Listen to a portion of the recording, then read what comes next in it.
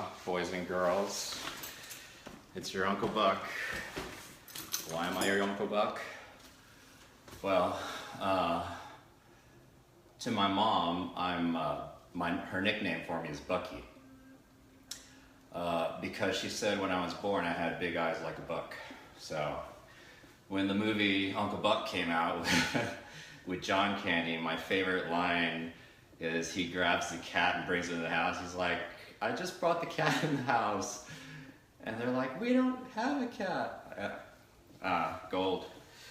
Oh, and my other favorite John Candy quote of all time, is from Spaceballs. And it's when he's asked what he is exactly, and he says, I'm a Wog. I'm half man, I'm half dog. I'm my own best friend. Oh God, that is it right there. So I hope everyone is being their own best friend. And because we're all best road dogs, I feel inclined to explain why I'm... So I'm helping a friend remodel. You always give back to those who helped you, and this is a dear, good, salt-of-the-earth friend. And so I brought my tools, my trusty drill, and my tool bag, which this has supported me and fed me and clothed me. So, and it's all because I was born in total darkness with absolutely nothing, which is where most light is born. And then why am I half naked? Well, in helping out, guys are just like, I'm gone. You need me, boom. We don't pack, we don't prepare. So the only clothes that I have could stand right next to me on its own without anything on it. So, pardonnez-moi, as they say in Texas. So, I do want to address, or finish rather, that story of the two brothers. Just to recap, the story goes that a reporter interviewed two brothers. One brother ended up serving a life sentence in prison, and the other ended up a successful attorney. And so the reporter visited them independent of one another knowing, and did not reveal what the other said about the other. But he asked them the same question regarding their lot in life. And it was, what made you turn out the way you did? Both to the life sentencer and the successful attorney. And they both gave the exact same answer, independent of knowing it from one another, which was, with a father like I had, what else could I be? And so it's all about what you are doing with the symbols and with the message. You could see that life is working against you and blame it on somebody. Or you can see how life is working for you and be grateful for that somebody.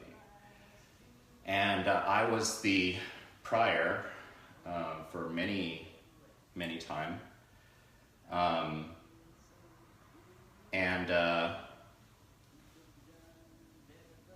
So, name this tune. Well, I will name someone from my Facebook fan page. Aloha, everyone. Oh, well, we're gonna view it later. So, this is from my friend. We're all friends, we're all road dogs. Fans is like blah, blah, blah, you know? Amanda, with two A's on the end, if you could explain that. Or just, I don't know, I'll just take it as is. Amanda. Suzanne Middleton. who requested, I was wondering if you could redo that again soon in another video. Oops, I passed the primary part. I truly moved on the video when you had walked back across the bridge and you were talking about we could put our worries and struggles into it and let them float away. Then I sounded English just then. Is that the idea? Then you said, I believe it is, said each planet is its own voice. Yes, I do recall that. Just like in us. Yeah, amen. Wow, way to grasp that. I think this kid's gonna make it. We're all gonna make it. We're already made it. But I was wondering if you could redo that again soon in another video so I can really grasp that, because I think peace was just about to slap me in the face. It's done it to this guy many a time. I've only been born into the spiritual life for about 9 months. It all came naturally one night. Well, that's how it always comes. When you are living in your Buddha nature, you can't make a mistake. Now, I've mentioned Buddha nature before, so to give somebody who might be coming across that term for the first time, the Buddha was an individual who lived and was born out of wealth, but felt there was something missing, went on a journey, and discovered himself to be one with everything.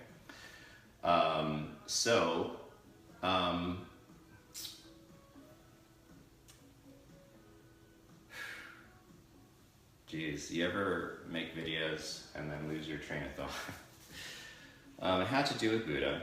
Let's backtrack. It's okay. Forgive yourself for not knowing all the answers. Remember that, kids? What are the 4 agreements? Always do your best. Be impeccable with your word. Don't make assumptions and don't take anything personally. Kabuya.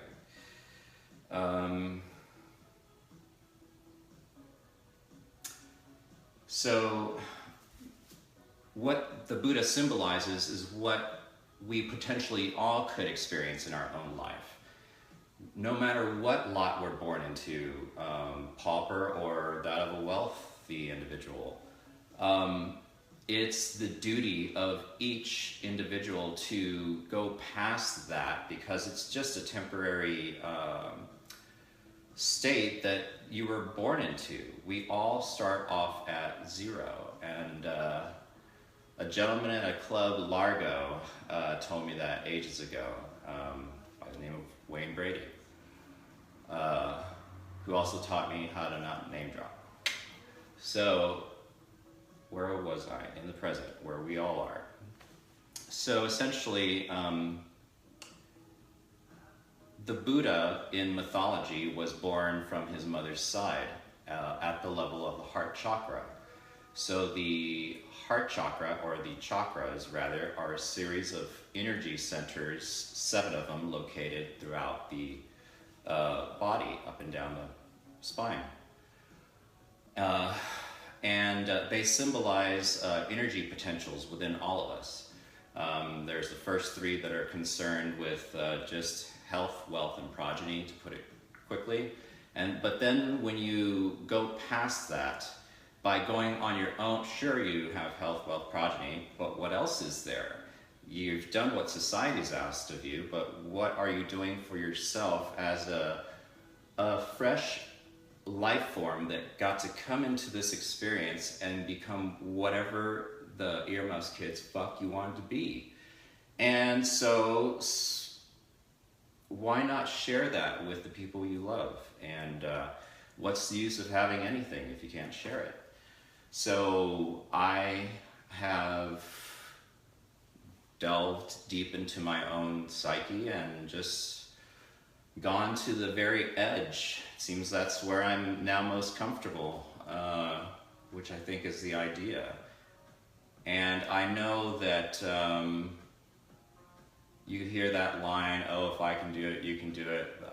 Personally, I'm not a fan, but hey, whatever works, right? I'm more a fan of, you know what? I'm gonna die anyway. why not live a little? If death is taken care of, cool, because you know what? I've been without friends. I've been alone when there was nothing and no one. And you know, the only friend I did have was my friend Death, who is my constant companion, and rather than run from him, I embraced him and said, brother, like, thank you for always being there with me. I know that when you take me, your hand's gonna be shaking because you're gonna have to call back home the life of somebody who just made you wanna live. And so Death is my homeboy. Jesus too, and Buddha, and Krishna, and Muhammad, and Flying Spaghetti Monster in the Sky, and anything else you want to throw at me, toss at me. Remember, energy, for every action, there's an equal and opposite reaction. So I'm sending you guys this gift from a gentleman by the name of Mastin Kipp. He is of the, what is the best way to put it? He just makes people's lives awesome. And when you see him work, you say to yourself, there's a man who is doing what he was born to do. But I'll never forget, and I'm sharing it with all you because I recall him very distinctly saying to tell him to go fuck himself. Earmuffs, kids, preemptive. He loves it, he'll get it. But also that I've given you the tools, now go out and do your thing with it. And you know, my thing wasn't being what everybody else is being. My thing was, you know what? I am in my own form of struggle. And I'm here to show you that despite that, this is the face that I show up with. This is the body that I show up with, that I keep trained and conditioned for whatever comes my way, so I can pick up this tool bag and like make a living just to, you know, do what I need to do. So, like, be sure and drink your Ovaltine. Oh, so back to the universe. Let's just say we all got that part. Aloha. Moving on. So back to Amanda with 2 A's. So let's talk about the 5 elements of the universe, which are the 5 basic building blocks of ourselves as well. Hydrogen, carbon, oxygen, nitrogen, and helium, which is an inert gas. So that's neither here nor there. It's right now. So now that we are linked to this amazing universe, what can that do for us? What can the universe do for you? There are no property rights on the universe. Burble busted. Busted even burbled. And busted. Bubble. See? 3rd time's a charm. And it was a charm taking all of you there. So, what makes a star? Well, you have these 5 basic elements. The most rich is hydrogen. And hydrogen is the needy element. It wants to bond with everything. So you might say, if it weren't for neediness, you know, we couldn't be having this fun roller coaster ride together. Pound it out. So what happens is when a star, like our own star will do one day, has run out of energy to burn, it implodes on itself, and in doing so, it releases, it grows before it just becomes nothing eventually. But in this growth, this last kind of hoorah for this, it grows, I don't know how many times its size, but it's pretty big, and it is big enough to take the Earth and every planet thereafter in its wake. So, this is not a bedtime story, by the way. It's a history, kind of, I don't know, what would you call it? Discovery Channel story. I would like to dedicate this to Carl Sagan, who just when you make the time to watch the original Cosmos series with Carl Sagan. It's truly a religious experience without even being a religion. Though it could be, but it doesn't have to be. I recall one of the best movie lines I've ever heard, and it's from Mr. Smitty does something with someone. They can call me and we'll work it out. But they're on this mountaintop, and they're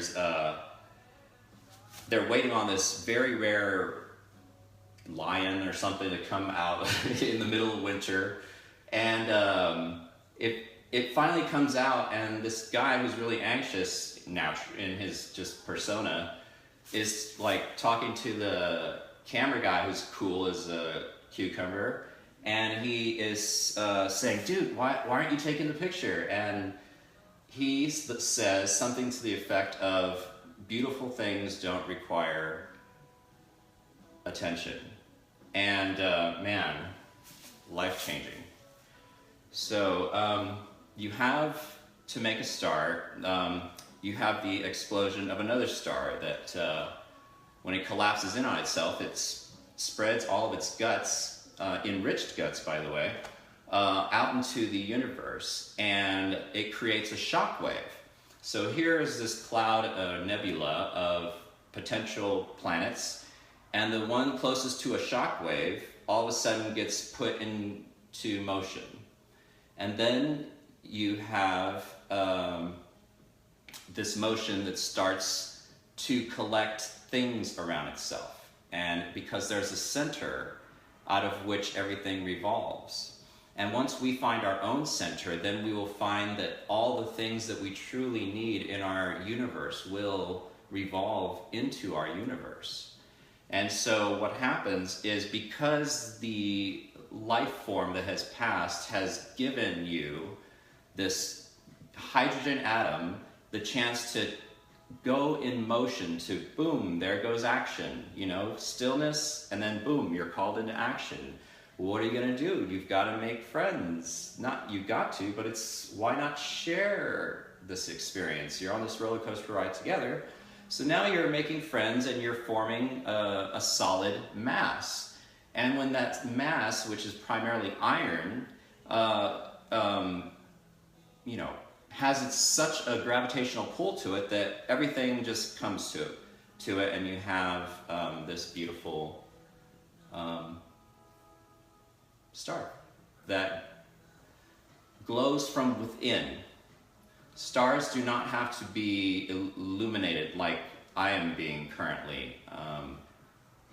They radiate from within outward, and so do people, because people are stars: hydrogen, oxygen, nitrogen, helium, and something. But it's in the playback. So anyway, hey, practical solution to every problem. Just find the easiest route and just go with the flow, like the turtles on Finding Nemo, the stoner turtles.